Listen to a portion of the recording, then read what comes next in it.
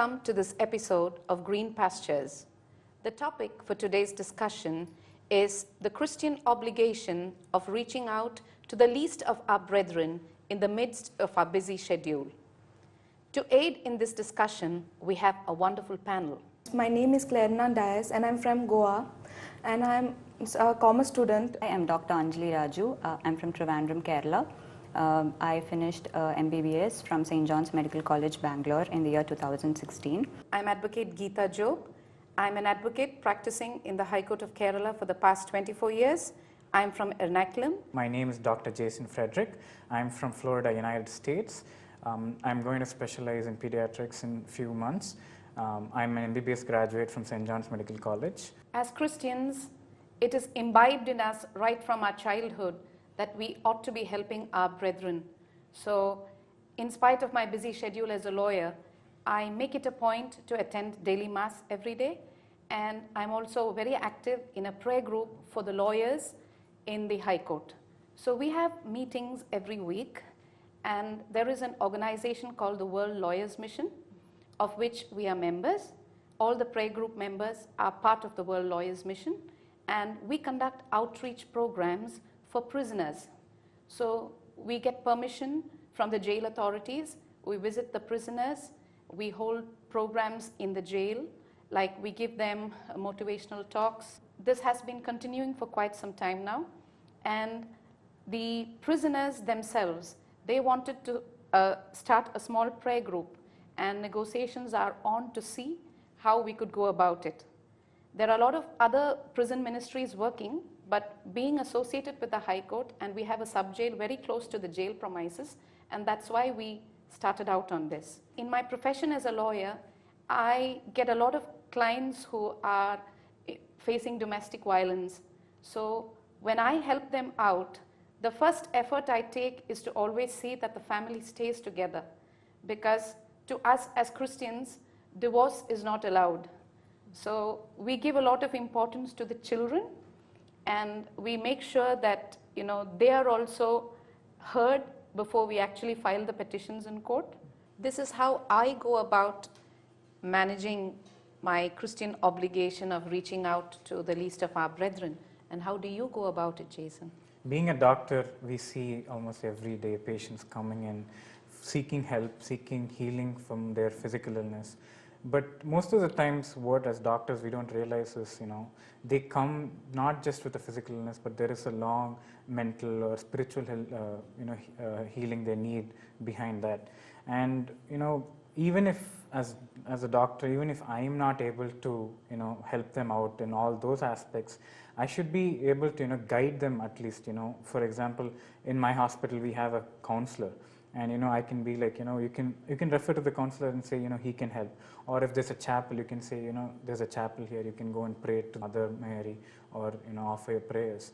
And that is one thing which I would say, every doctor should remember in the back of their minds, that patients are seeking help, and they're for that kind of a help, even if we are not able to help, we need to guide them. I'm also a doctor, so when patients come to you, it's like we shouldn't see the patient as just a disease or as an ailment. We should have a holistic approach to the patient and think of him as him or her as having emotions. So we should be very compassionate, we should show our empathy, we should be very empathetic. So being there for the patient, letting the patient know that they can confide in us and actually tell them all their problems, and being there for them, that itself makes a whole lot of difference to the patient.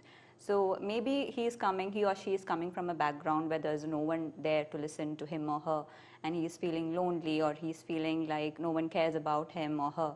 So actually showing that compassion and care, of course we should treat the physical ailment or whatever the disease that he is coming with, the problems he is having as a patient, of course that should be taken care of. But apart from that, I think a whole lot of importance should be given to him as a person, as a human being. We should show that compassion, and we should care about him and tell him that he is being cared for and make it known to him. I mean, that is very important. According to me now, in colleges and in our churches, they organize visit at the old ages and orphanages, where you get a privilege to visit there and know that you have something extra and they don't have it. Like the love, when you visit the elderly people, you see them, their tears, where they are longing for love, they are longing for someone who could just sit with them and talk to them, their feelings. We met many people, like we get mostly it is organized for us that it's compulsory we should visit them.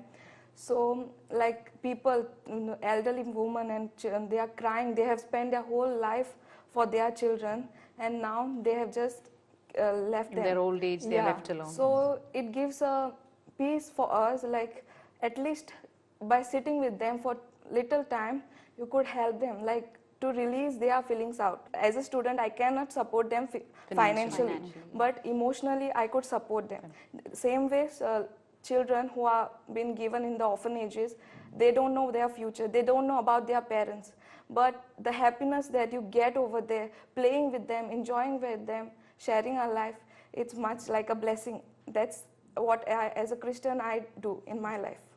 So as students or professionals, even though we are busy with our duties and studies, we always must remember that all these blessings and everything is through are of God, and for that to be in good practice, to live as an active Christian, we need to remember that if prayed for anyone, we think if we intercede for all of these people, that's the blessing which we give for them and we pray for them, and also indirectly we also get a blessing through that intercession. So we might sometimes in our depends on professions or studies, we might go out of line, and to get back us back into life, we pray for others. So I would my recommendation would be pray for others, pray for your brethren, pray for your sisters around you, pray for your patients, pray for your convicted people, anyone, or your friends, your classmates. I think that is one of the things you can increase your faith and also help them. Even as a common man, if you're just walking on the road, you're finding someone who is not as well off as us, or who is on the side of the road asking for our help. We have seen beggars, and they actually begging for money or any other favors from us. As Christians, I feel it is our obligation to show that we care for them, even if it's like even in the least possible way. I think we should extend our hand towards them and offer our help, and in the form of money, or it can be in the form of clothing, it can be in the form of food or anything. Just offer our help, and I think it will make a huge difference, and we can set examples even, or if you meet someone who is met with an accident. I mean, we've all heard in the news and everything about people who are just neglected on the roads and who lose their lives like that because nobody cares for them, or nobody bothers to take them to the hospital, and they just lose their life. So every life is valuable, and as doctors or as just regular human beings, we all know that every life is precious and it's a gift from God. It's not something that should be, just be treated like that, and it should not be wasted away like that. When we can actually do something, even our slightest help of just taking that person to the hospital, maybe the hospital may be just 5 minutes away, or maybe 10 minutes drive from where that person is lying down, but if you don't do that, someone is actually losing their life. Someone who means a lot to a group of other people. He could be a brother, he could be a father, he could be the only breadwinner of the family. So a lot of other people who are dependent on him or her they're also affected because of the loss of that life. So we are essentially ruining a lot of lives by our negligence. I should say only accidents and all, we don't lose a life. Why neglecting a person who is in alcoholism or drugism or something else, that also causes a loss of life. So in our daily life as student, my friends, or as lawyers, your friends, or any colleagues, anyone, we find out that in their life somewhere they are going wrong. We know that, but let it be. He is going on a wrong way, let him go. Nothing is affecting me. That is our point of view. But that point of view should be changed. Like we could help them, we could encourage them, come, let's go for a retreat or somewhere at a church or counseling, something like that, that will help change their lifestyle. Because we most of the time accompany them for bars, for parties, all those worldly things we accompany them, but we never bother to bring them near to God. And that what, as a Christian, God tells us to do. As a lawyer, you get to meet so many different clients from different spheres of life. Some are very highly educated, some have very basic education. You meet people from different walks of life. As a Christian, you feel compassionate about them because of the love in our family, because of God's love, and all the values inculcated in us through catechism and our retreats and the priests and religious guiding us. We have so much that we can give the others. So in a lawyer's office, you don't get to listen to any happy incidents. So almost everybody that is approaching you with a problem, is approaching you with a crisis. So you cannot, tell them like, okay, you're going through a crisis, but see, let's be strictly professional about this. You pay me so much and I'll do your work for you. As a Christian, I will not be doing justice to my profession if I just, look at a case from a monetary point of view.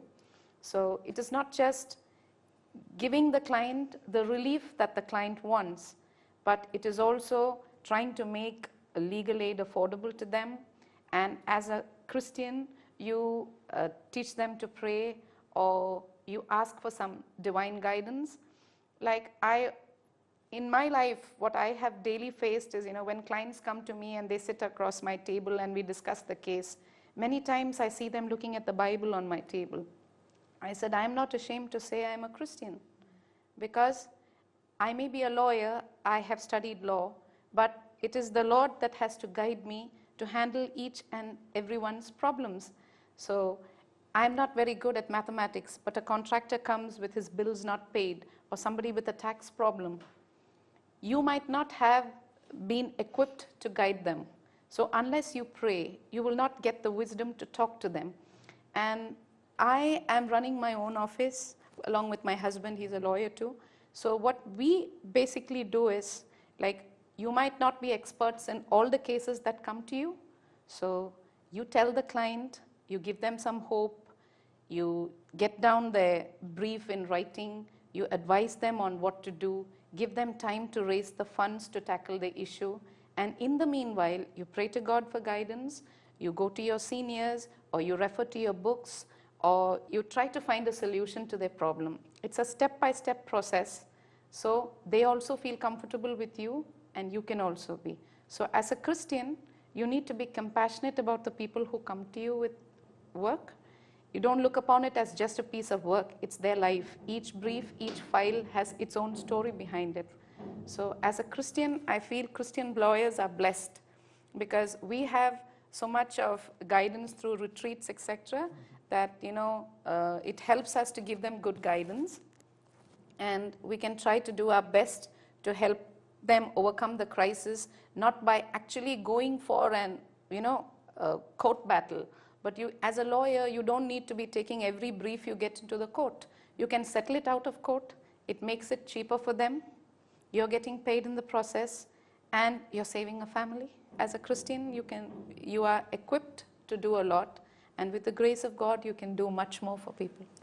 In my personal experience, like one patient I had, it wasn't even my patient, it was a patient on the floor, and it was admitted under some other unit. But the thing is that attender thought I was a doctor, because I had my stethoscope, and she approached me and she said, she was a Muslim lady, she was like, I've been praying to Allah every day, for my sickness, and she kept telling about her story. And the thing was that I didn't feel like telling her that I wasn't the doctor, but I wanted to listen. Let her speak out all what her problems are. And then I was talking with her. It was like a conversation going on. At the end, I realized, she felt happy. It took half hour, but still after half hour, she felt that someone has listened to my problem.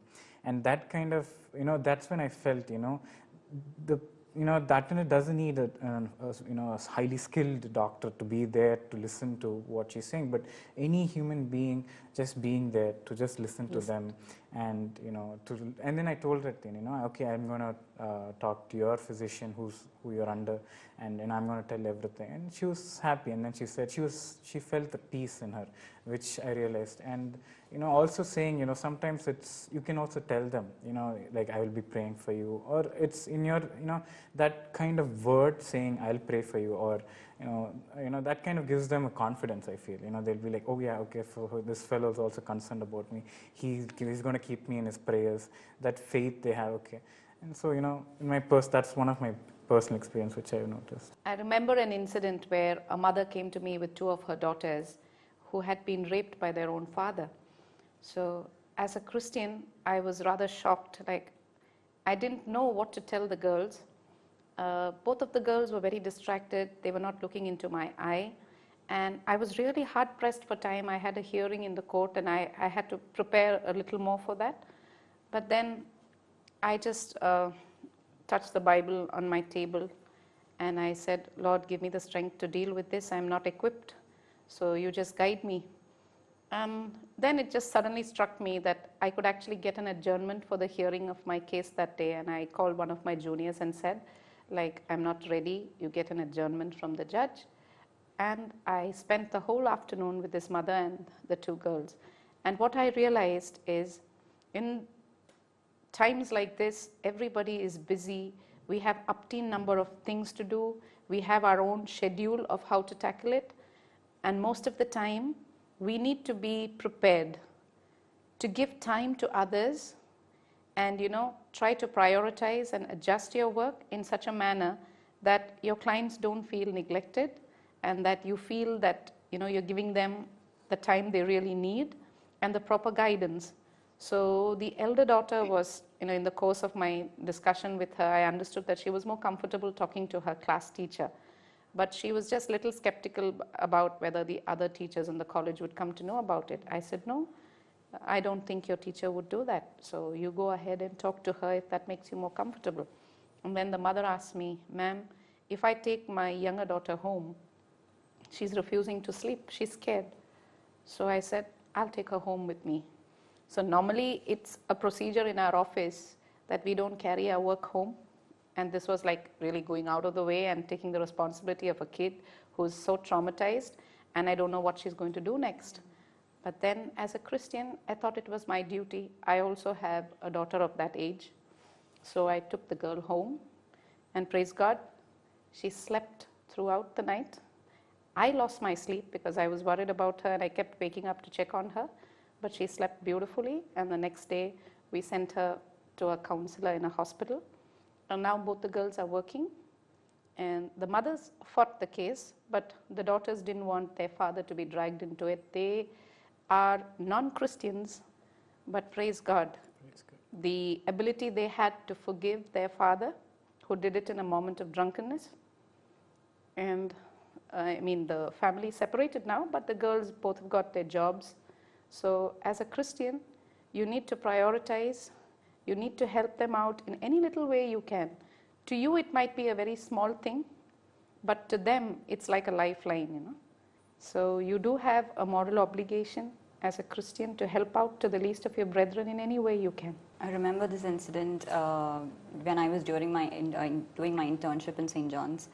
So I was posted in the Department of Obstetrics and Gynecology. So there was this patient we had. She had a lot of uterine fibroids. So she was posted for a myomectomy operation. She was there for quite 2 weeks before her surgery was scheduled for. So because her hemoglobin levels, she was very anemic. So we had to bring up her hemoglobin levels to the desired rate. Otherwise, we will not take them up for surgery. So we were waiting for that. That's why the delay in the surgery. So finally, when she was taken up for the surgery in the operation theater, I was also scrubbed in. I was assisting the surgeon. So, and she was bleeding a lot, more than what we expected. So it was way beyond that. So we had, even prior to surgery, it is protocol that we book, the desired blood and keep. So she said, just in case, if we need, we'll use it. So we used up everything that we had already ordered for. So we needed more blood. And it is a really trying task to actually go to the blood bank and ask for blood, because blood bank is like where everybody asks for blood from the blood bank.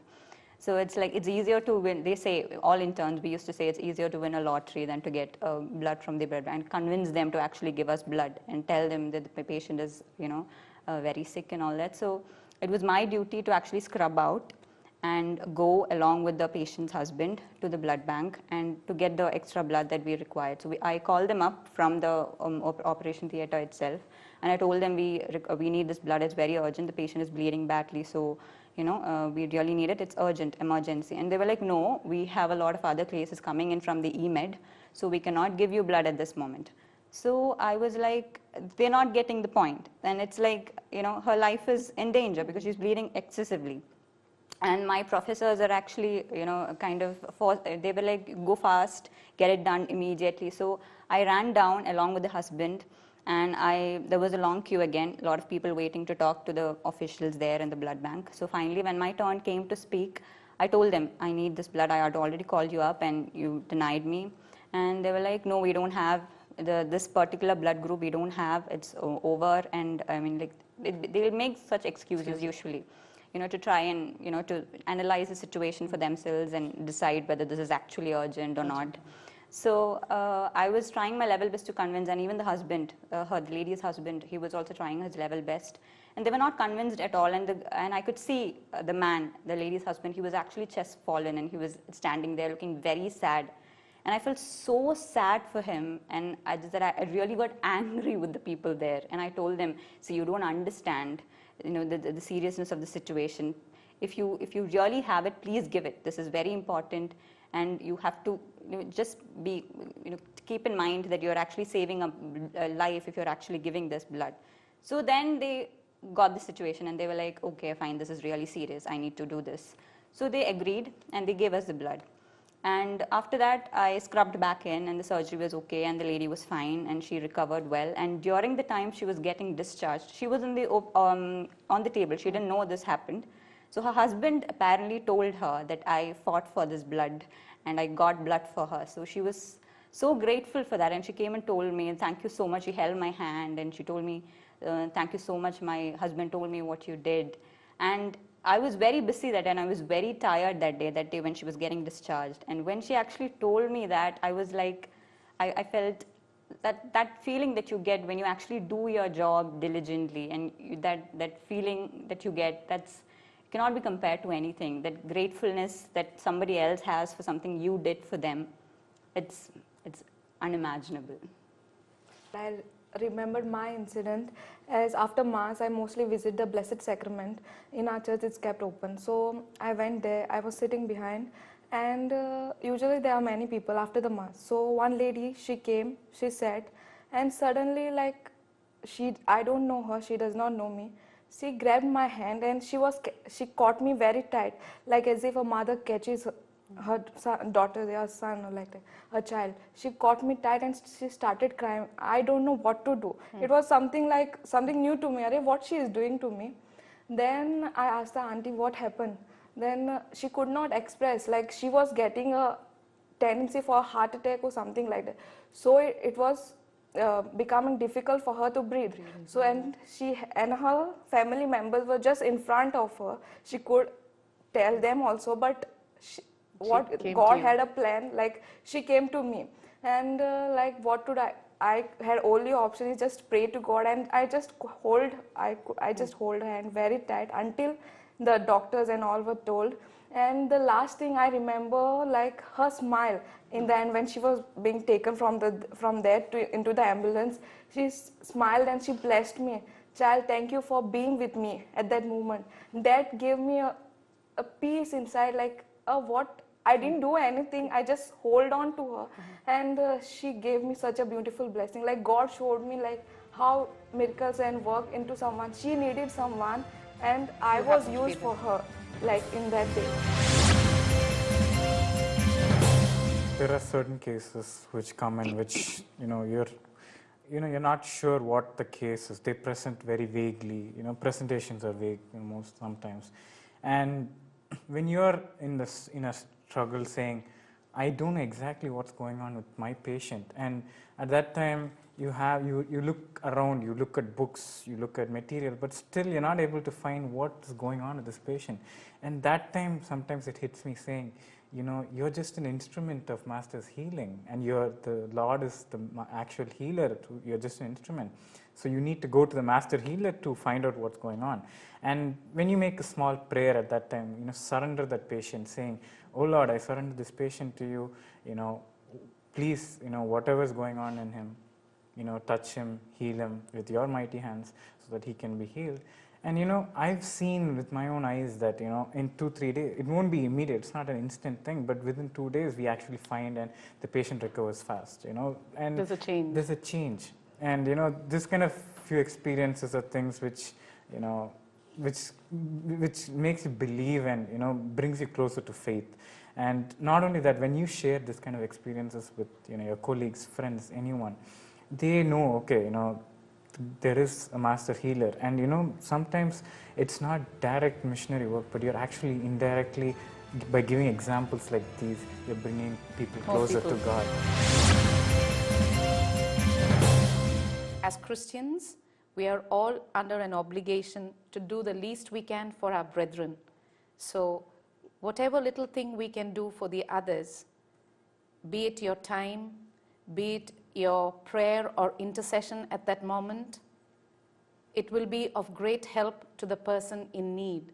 And the Lord is definitely using you as an instrument to help a fellow brethren. Stay blessed. Thank you.